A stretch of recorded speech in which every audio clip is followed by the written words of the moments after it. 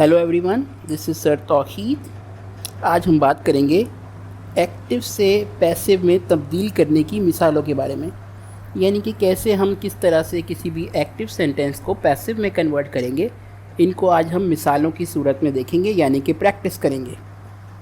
सबसे पहले तो इसकी इम्पोर्टेंस के ऊपर हम आते हैं कि इसकी इम्पोर्टेंस क्या है। ये जानना बहुत ज़रूरी होता है कि किस वक्त आपको एक्टिव सेंटेंस का इस्तेमाल करना है और किस वक्त आपको पैसिव सेंटेंस का इस्तेमाल करना है, क्योंकि अगर आपने गलत वक्त पे गलत वॉइस का इस्तेमाल किया तो वो उसका बड़ा बैड इम्पैक्ट पड़ेगा, यानी कि समझने वाले को गलत फहमी होगी, उसको समझ में सही से बात नहीं आ पाएगी आपकी। लिहाजा अगर आप अपनी कम्युनिकेशन अच्छी करना चाहते हैं तो ये जान लीजिए कि आपको ये जानना बहुत ज़रूरी है कि इन दोनों में क्या फ़र्क होता है और किस वक्त किसको इस्तेमाल करना है। इससे आपके अल्फाजों की अहमियत बढ़ जाती है, यानी कि आप जो बात बोलेंगे वो एक बार में बंदा समझ जाएगा, या आप जो बात लिखेंगे अगला उसको एक ही बार पढ़ के राइट आंसर उसका समझ पाएगा। तो आई होप यू अंडरस्टैंड कि इन दोनों में तवाज़ुन करना बहुत ज़रूरी है, इनको समझना बहुत ज़रूरी है कि इन दोनों में बेसिक फ़र्क क्या है। तो आ जाते हैं उस फ़र्क के ऊपर, the basics of active and passive voice. Basics की बात करें, यानी कि मिसालों को देखने से पहले हमें ये जानना बहुत ज़रूरी है कि एक्चुअली में एक्टिव वॉइस क्या होता है और पैसिव वॉइस क्या होता है। तो याद कर लें इस बात को, एक्टिव वॉइस से मुराद एक ऐसा जुमला होगा जिसके अंदर काम करने वाले का जिक्र शुरू में किया जाएगा। मतलब जो भी शख्स काम कर रहा है उसका जिक्र पहले आएगा, बाद में काम का जिक्र आएगा और ऑब्जेक्ट का जिक्र आएगा। जबकि इसके बरक्स अगर आप पैसिव वॉइस का सेंटेंस बनाएंगे तो काम करने वाले का जिक्र बिल्कुल आखिर में आएगा और जो काम हुआ, यानी कि जिस ऑब्जेक्ट पर काम हुआ है उस ऑब्जेक्ट को सबसे पहले बताया जाएगा। तो पैसिव वॉइस सेंटेंसेस के अंदर हमेशा ऑब्जेक्ट को पहले लगाया जाएगा और काम करने वाले को आखिर में ले जाएंगे हम। इससे वाज़े होती है इम्पोर्टेंस कि आया इस जुमले में मैं किस बात पे ज़ोर देना चाह रहा हूँ, अगले को ये समझ आ जाता है। अगर मैं काम करने वाले को ज़ोर देना चाहता हूँ, यानी कि यार उसने ये काम किया है मेरे लिए, तो मैं उसको क्रेडिट देना चाह रहा हूँ, उस बंदे को हाईलाइट करना चाह रहा हूँ, तो मैं उसको एक्टिव वॉइस के ज़रिए बोलूँगा। लेकिन अगर कभी मुझे काम के ऊपर ज़ोर देना है कि उसने जो काम किया है वो बहुत अच्छा है, लेकिन ये मैं ज़ोर नहीं दे रहा कि वो उसने किया है, मैं क्या कहना चाह रहा हूँ कि काम क्या हुआ है, कैसा हुआ है, सिर्फ काम पर अगर ज़ोर देना है मुझे, तो फिर मैं जो जुमला बनाऊँगा वो जुमला होगा पैसिव वॉइस का जुमला। एक एग्ज़ाम्पल अभी हम देखते हैं, जनरल सी एग्ज़ाम्पल एक्टिव वॉइस की, वो ये है कि the chef prepared a delicious food. अब ये जुमला कौन सा है या कैसे पता चलेगा ये वाकई ही एक्टिव है? वैसे तो यहाँ लिखा हुआ है, लेकिन आपको लिखा हुआ नहीं मिला करेगा। सेंटेंसेस जब मिलते हैं तो उस पर कहीं नहीं लिखा होता कि ये एक्टिव है या पैसिव, ये आपको खुद पहचानना होता है। तो आपने जुमले की कंपोजिशन देखनी होती है कि इसमें कौन सा वर्ड कहाँ पर है। यानी कि यहाँ पर एक चीज़ है द शेफ़, फिर है प्रिपेयर्ड और फिर आ रहा है आर डिलीशियस फूड। तो ये 3 एलिमेंट्स हैं इस जुमले के अंदर। पहला एलिमेंट सब्जेक्ट है, दूसरा वर्ब है, तीसरा ऑब्जेक्ट है। ये जो वर्ब है ये सेकंड फॉर्म ऑफ वर्ब लगी हुई है। इट मीन्स ये एक प्रॉपर स्ट्रक्चर बन रहा है पास्ट इंडेफिनिट टेंस का। अब चूँकि ये एक कंपोजिशन बन गई है किसी भी टेंस की, तो फिर ये एक्टिव वॉइस ही मानी जाती है। तो कोई भी टेंस का फॉर्मूला बन जाए सेंटेंस के अंदर तो आप समझ लें कि वो एक एक्टिव वॉइस सेंटेंस है, और अगर नहीं बन रहा कोई फार्मूला तो फिर ये पैसिव वॉइस सेंटेंस है। तो अभी फ़िलहाल ये एक एक्टिव वॉइस सेंटेंस है, और इसका मतलब यही है कि अगर आपको ये पता लग गया कि ये एक एक्टिव वॉइस है तो इसका मतलब है जो शुरू में वर्ड है वो परफॉर्मर है, यानी कि शेफ़ ने ही काम किया है। और वो काम क्या किया है? तैयार किया है। क्या चीज़ तैयार की है? आ डिलीशियस फूड, एक मज़ेदार खाना तैयार किया। तो इस जुमले का मतलब बन रहा है उस बावर्ची ने या उस खानसामा ने एक बेहतरीन खाना तैयार किया है। तो ऑब्वियसली सेंटेंस के अंदर इम्पोर्टेंस किसको दी मैंने? उस बावर्ची को या उस खानसामा को। अब इसका पैसिव वॉइस देख लेते हैं जो कि यहाँ पे बना हुआ है। अ delicious food was prepared by the chef. अब अगर मैं इसकी कंपोजिशन देखूं तो यहाँ पे है अ डिलीशियस फूड एक एलिमेंट, दूसरा है वॉज, तीसरा है प्रिपेयर्ड, चौथा है बाय और पांचवा है द शेफ़। यानी कि यहाँ पे टोटल 5 एलिमेंट का इस्तेमाल किया गया है। और अगर मैं इसको चेक करूँ कि क्या ये कोई टेंस बन रहा है तो ऐसा कोई टेंस नहीं बनेगा, क्योंकि अगर आप यहाँ पे देखें वॉज का इस्तेमाल हुआ है और वॉज का इस्तेमाल अगर हम टेंसेस में चेक करें कहाँ होता है, वो होता है इस्तेमाल पास्ट कंटिन्यूस के अंदर। लेकिन वहाँ पे वॉज के बाद फोर्थ फॉर्म ऑफ वर्ब आती है यानी आईएनजी वाली, लेकिन यहाँ पे लगी हुई है थर्ड फॉर्म ऑफ वर्ब, यहाँ लिखा हुआ है प्रीपेयर्ड, ये फोर्थ फॉर्म नहीं है। चूँकि वॉज के बाद फोर्थ फॉर्म नहीं है तो ये अब पास्ट कंटिन्यूस सेंटेंस, ये अब पास्ट कंटिन्यूस सेंटेंस नहीं रहा। इट मीन्स ये एक्टिव वॉइस तो नहीं है। तो फिर क्या हो सकता है, ऑब्वियसली फिर अगर ये एक्टिव वॉइस नहीं है तो इसको हम पैसिव वॉइस मान लेते हैं। बाकी अभी हम रूल्स जब देखेंगे तो हमें ज़्यादा क्लियर हो जाएगा। अभी हम सिर्फ मान लेते हैं कि ये एक पैसिव वॉइस सेंटेंस है। जब आपको ये पता लग गया ये एक पैसिव वॉइस सेंटेंस है तो इसका मतलब ये है कि जो भी चीज़ शुरू में आ रही है वो परफॉर्मर नहीं है, काम करने वाला वो नहीं हो सकता, उसने कुछ नहीं किया होगा। तो यहाँ पे शुरू में कौन आ रहा है, अ डिलीशियस फूड, इट मीन्स एक मज़ेदार खाना। अब क्या कोई खाना काम करता है, ऑब्वियसली नहीं करता, ये तो एक चीज़ है, एक थिंग है। तो a delicious food is not a performer here. तो फिर परफॉर्मर कहाँ होगा, बिल्कुल एंड में होगा, बाय के बाद होगा। तो द शेफ़ यहाँ पे परफॉर्मर है। तो यहाँ पे पता लग गया कि यहाँ पे हम शेफ़ के ऊपर इम्पोर्टेंस नहीं दे रहे बल्कि हम डिलीशियस फूड के ऊपर इम्पोर्टेंस दे रहे हैं। और इस जुमले का जो मतलब बन रहा है, इस जुमले का जो मतलब बन रहा है वो ये बन रहा है कि एक मज़ेदार खाना बनाया गया, एक मज़ेदार खाना तैयार किया गया। और यहाँ पे बाय द शेफ़ भी लिखा हुआ है, लेकिन याद रखिएगा जब भी आप ट्रांसलेशन करें किसी भी पैसिव सेंटेंस की तो बाय और उसके बाद जो वर्ड होता है यानी परफॉर्मर होता है, इसको कभी भी तर्जुमे में नहीं लिखना होता आपको, यानी कि आप इसको इग्नोर करते हैं। तो पूरा सेंटेंस हम बस इतना ही ट्रांसलेट करेंगे, अ डिलीशियस फूड वॉज प्रिपेयर्ड। इसका मतलब है एक मज़ेदार खाना बनाया गया। अब यहाँ पे किसने बनाया इस बात को हम अहमियत नहीं दे रहे। तो आई होप आपको दोनों के बीच में अंडरस्टैंडिंग क्लियर हो गई होगी कि एक्टिव वॉइस की पहचान ये है कि वो किसी न किसी टेंस से ताल्लुक़ रखता है, और प्लस ये कि उसमें जो पहला वर्ड होगा या पहला एलिमेंट होगा वो ही परफॉर्मर भी होगा। जबकि पैसिव वॉइस में जब आप पहचानते हैं, उसको पहचानने का तरीका ये है कि आप चेक करें उसमें हेल्पिंग वर्ब कौन सा है और उसके बाद मेन वर्ब कौन सा है। अगर वो कोई कंपोजिशन बन रही है यानी कोई टेंस का फॉर्मूला बन रहा है तो आप उसको एक्टिव कंसीडर कर लें, वरना फिर उसको पैसिव कंसीडर कर लें। और अगर वो पैसिव निकले तो फिर आपने ये याद रखना है कि जो फर्स्ट एलिमेंट है वो परफॉर्मर नहीं है बल्कि वो कोई ऑब्जेक्ट है जिस पे काम हुआ है, इसने रिसीव किया एक्शन, इसने परफॉर्म नहीं किया एक्शन। अब हम हर टेंस के हवाले से अलग-अलग मिसालें देखेंगे, कानून और कवायद के मुताबिक कैसे इनको तब्दील किया जाता है। तो सबसे पहली एग्जांपल है हमारे पास प्रेजेंट इंडेफिनिट टेंस से। सेंटेंस है हमारे पास एक्टिव वॉइस के अंदर, आई ईट पोटैटोज़।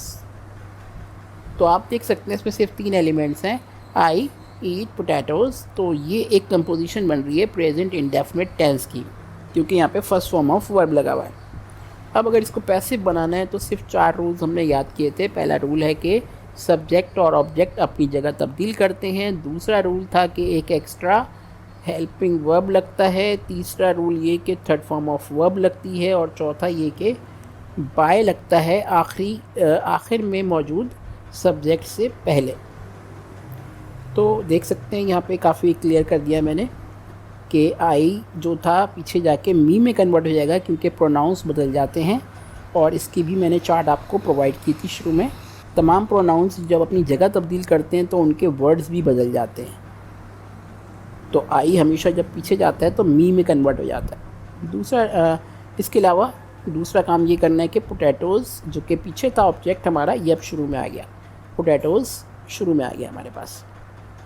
दूसरा रूल है कि अब हमें एक एक्स्ट्रा हेल्पिंग वर्ब लगाना है, और ये लगाने से पहले हमें ये देखना होता है कि हमारे एक्टिव वॉइस सेंटेंस में जो वर्ब है वो किस फॉर्म की है। अगर ये फर्स्ट फॉर्म की है जैसे कि यहाँ है, तो हमें एक फर्स्ट फॉर्म का बी फॉर्म यूज़ करना होगा। तो बी फॉर्म्स हमने पढ़ी थी, फर्स्ट फॉर्म में 4 होती हैं, इज़, एम, आर और बी। तो अभी कौन सी सूट कर रही है, क्योंकि यहाँ पे पहला वर्ड आ चुका है पोटैटोज़, जो कि एक थर्ड पर्सन प्लूरल माना जाता है। तो क्योंकि ये प्लूरल फॉर्म है वर्ड की, तो यहाँ पे इज़, एम नहीं लग सकता, आर लग सकता है, और बी भी नहीं लग सकता, वो भी सिंगुलर्स के लिए होता है। तो हम क्या लगाएंगे, आर लगाएंगे यहाँ पर। तो ये हमारा सेकंड लॉ है या सेकंड रूल है कि हमें क्या करना है, एक एक्स्ट्रा हेल्पिंग वर्ब लगाना है पैसिव वॉइस बनाते वक्त। मज़ीद ये करना है तीसरे रूल के मुताबिक कि मेन वर्ब को तीसरी फॉर्म में कन्वर्ट करना है। तो ईट को हमने थर्ड फॉर्म में कन्वर्ट करा, ये बन गया ईटन। आखिरी रूल है कि सब्जेक्ट से पहले बाय लगाना है। तो वो जो हमारा आय था बिल्कुल एंड में चला गया है मी, तो उससे पहले बाय लगा देंगे। तो अब ये हमारा नेक्स्ट सेंटेंस कंप्लीट हो गया है, जो कि एक पैसिव वॉइस सेंटेंस है। Potatoes are eaten by me. Again इसके ट्रांसलेशन की जाए तो इसका मतलब यहाँ पे बनेगा आलू खाए जाते हैं। बाय मी को हम एक्सक्लूड कर देंगे, हम इग्नोर कर देंगे, इसका ट्रांसलेट नहीं किया जाता और सिर्फ शुरू के वर्ड्स को ट्रांसलेट किया जाता है, और एक्टिव वॉइस में तमाम वर्ड को ट्रांसलेट किया जाता है। तो आई ईट पोटैटोज़ का मतलब है मैं आलू खाता हूँ, और नीचे वाले पैसिव का मतलब ये बन रहा है आलू खाए जाते हैं। अब कौन खाता है ये हम नहीं बताना चाह रहे, ये अंडरस्टूड है, सब लोग ही खाते होंगे। दूसरी एग्जांपल देखते हैं जो कि है पास्ट इंडेफिनिट फॉर्म से। इस पे सेंटेंस दिया हुआ है हमें, ही किल्ड द स्नेक। तो इस सेंटेंस में अगर हम एलिमेंट चेक करें तो ही एक एलिमेंट है, किल्ड हमारा सेकंड एलिमेंट है, और द स्नेक ये हमारा थर्ड एलिमेंट है। ओनली 3 एलिमेंट्स हैं यहाँ पर। अकॉर्डिंग टू रूल्स हम इसको एक्टिव से पैसिव में कन्वर्ट करेंगे। अब चूँकि ये 3 ही वर्ड्स हैं जो कि कंपोजिशन भी बना रहे हैं पास्ट इंडेफिनिट की, लिहाजा तो ये जो पूरी मुकम्मल कंपोजिशन बन रही है ये बन रही है पास्ट इंडेफिनिट टेंस की। अब इसको भी तब्दील कर लेते हैं हम। इसका मतलब फ़िलहाल ये बन रहा है कि ही किल्ड द स्नेक, उसने उस सांप को मार दिया, उसने उस सांप को मार दिया।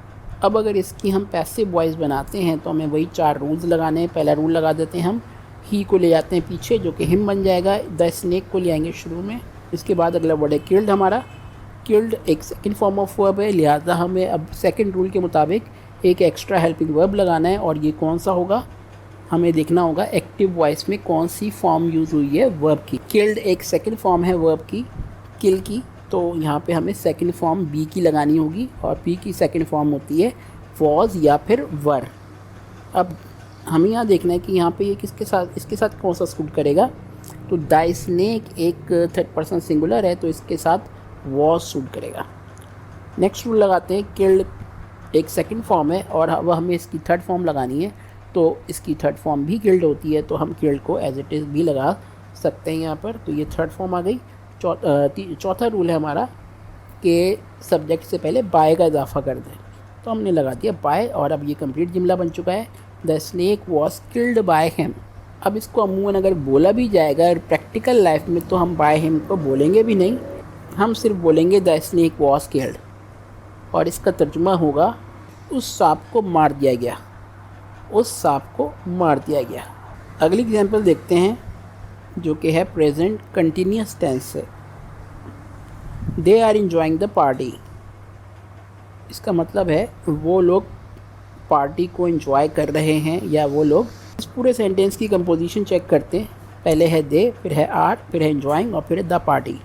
4 एलिमेंट्स है टोटल, और ये एक कंप्लीट कंपोजिशन बन रही है प्रेजेंट कंटिन्यूस टेंस की, क्योंकि यहाँ पे आर मौजूद है और फोर्थ फॉर्म ऑफ वर्ब मौजूद है, यानी कि ये एक्टिव सेंटेंस है। अब हम इसका पैसिव बनाते हैं, तो पैसिव बनाएंगे तो वही 4 रूल लगेंगे। दे को ले जाएंगे पीछे, द पार्टी को ले आएंगे शुरू में, आर यहाँ पे पहले से लगा हुआ है हेल्पिंग वर्ब जिसको हम रिपीट कर देंगे, लेकिन आर द पार्टी के बाद नहीं लग सकता क्योंकि द पार्टी एक सिंगुलर वर्ड है, और ऊपर ये जब लगा था तो दे था वहाँ पर, लिहाजा आर को अब नहीं यूज़ कर सकते। तो जब भी आर नहीं यूज़ कर सकते तो उसका ऑल्टरनेट यूज़ कर लेंगे। आर के ऑल्टरनेट है हमारे पास इज़ या M.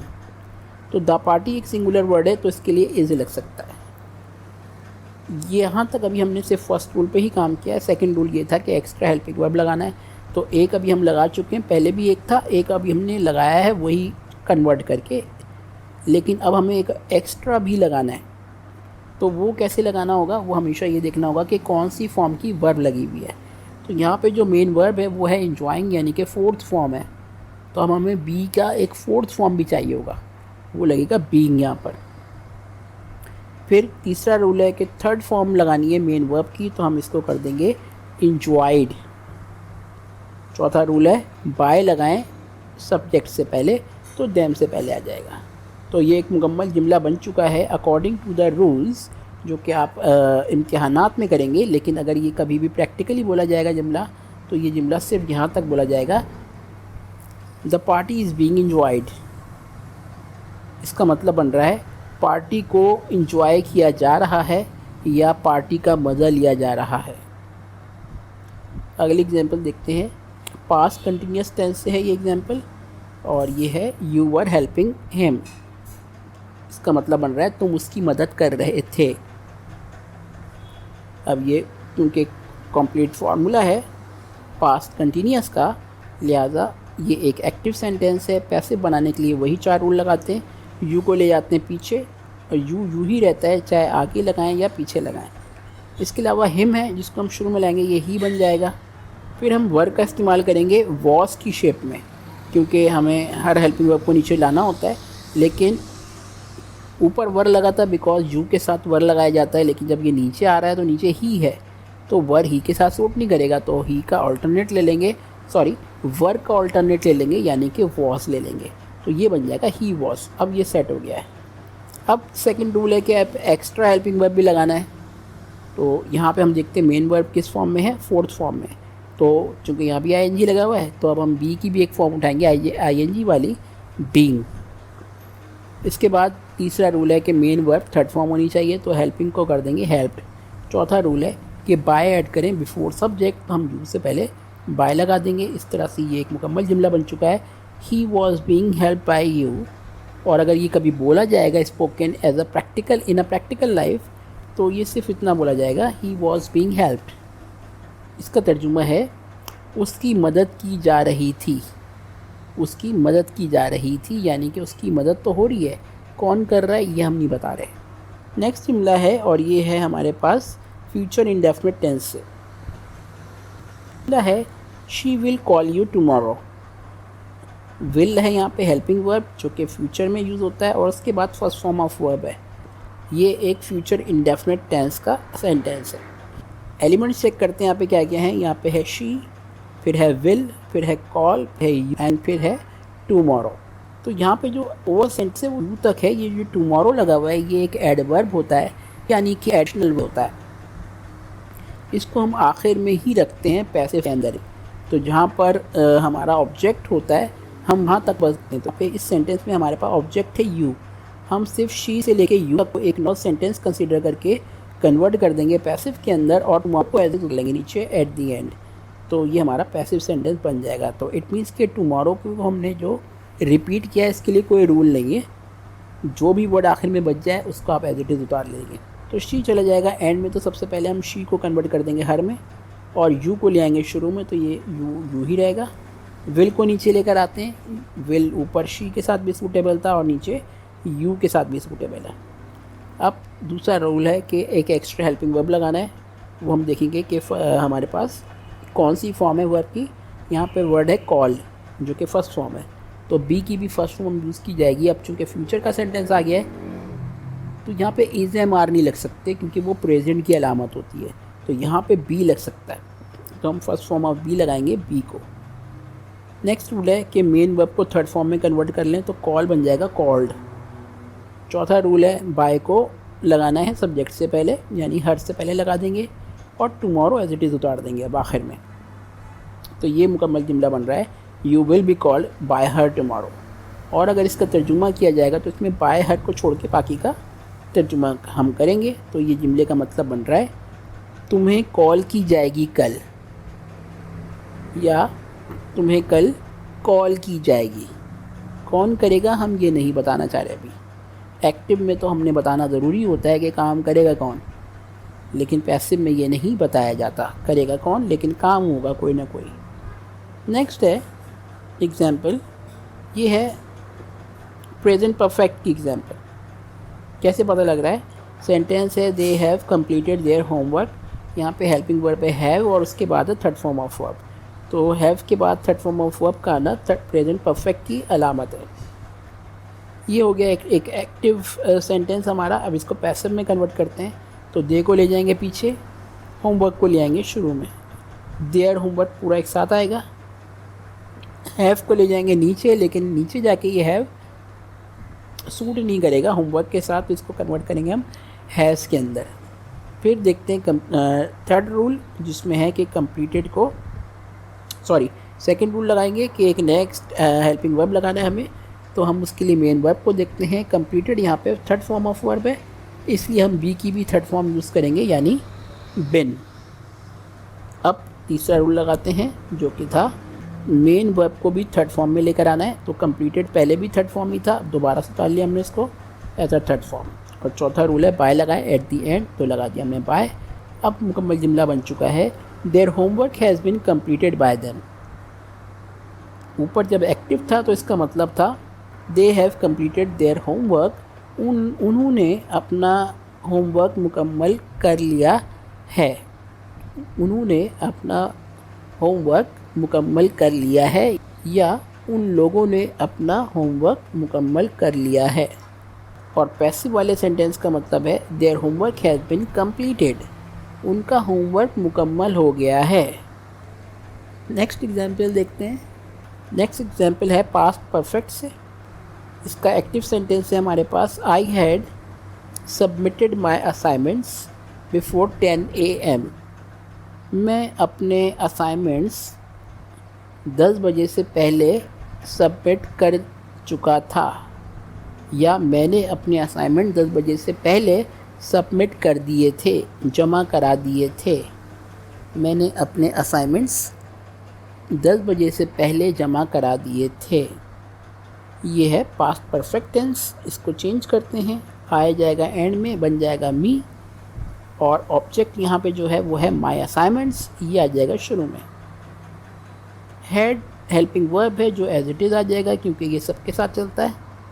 Submitted third form of verb है, इसलिए हम सबसे पहले एक थर्ड फॉर्म का बी फॉर्म लेंगे बिन, और फिर इसको भी थर्ड फॉर्म में ही यूज़ करेंगे सबमिटेड को।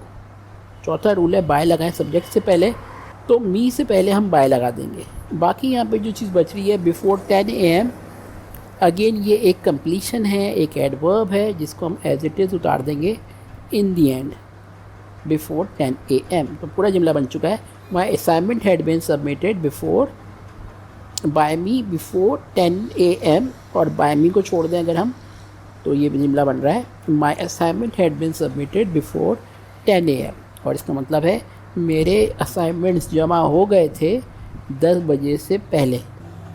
अब देख लेते हैं हम अपनी आखिरी मिसाल को, जिसमें सेंटेंस है we will have found, he will have found the job by next year. इस सेंटेंस को भी अगर हम पैसे में कन्वर्ट करें तो सेम वही रूल्स होंगे। द जॉब आ जाएगा शुरू में, ही चला जाएगा एंड में, बन जाएगा हिम। विल हैव अगेन हम रिपीट कर देंगे एज अ हेल्पिंग वर्ब। फिर है फाउंड जो कि है थर्ड फॉर्म ऑफ वर्ब, तो हम इसके पहले बिल लगाएंगे और फिर इसको as a third form of verb भी यूज़ करेंगे। तो जुमला बन जाएगा the job will have been found by him. चौथा रूल है बाय लगाएंगे हिम से पहले, और फिर आखिर में आ जाएगा बाय नेक्स्ट ईयर, क्योंकि वो कंप्लीशन है, यानी एक्स्ट्रा वर्ड्स हैं जो सेंटेंस को मुकम्मल कर रहे थे, इनको हम आखिर में रखेंगे। इन जुमलों का मतलब बन रहा है ही will have found the job by next year, वो अगले साल तक जॉब हासिल कर चुका होगा। और दूसरे वाले सेंटेंस का मतलब बन रहा है जॉब हासिल हो गई होगी या जॉब हासिल हो चुकी होगी अगले साल तक। तो गाइज़ आज का हमने ये लेसन देखा, जिसके अंदर हमने कोशिश करी ये समझने की कि किस तरह से एक एक्टिव सेंटेंस को पैसिव वॉइस में तब्दील किया जाता है उन्हीं 4 रूल्स को यूज़ करके। और अगर आपको ये लेसन पूरा सही समझ में आ जाता है तो आप इसको ज़रूर लाइक कीजिएगा, शेयर कीजिएगा और सब्सक्राइब कर लें मेरे इस चैनल को, ताकि आप आने वाली मज़ीद वीडियोस को भी देख सकें। बहुत बहुत शुक्रिया।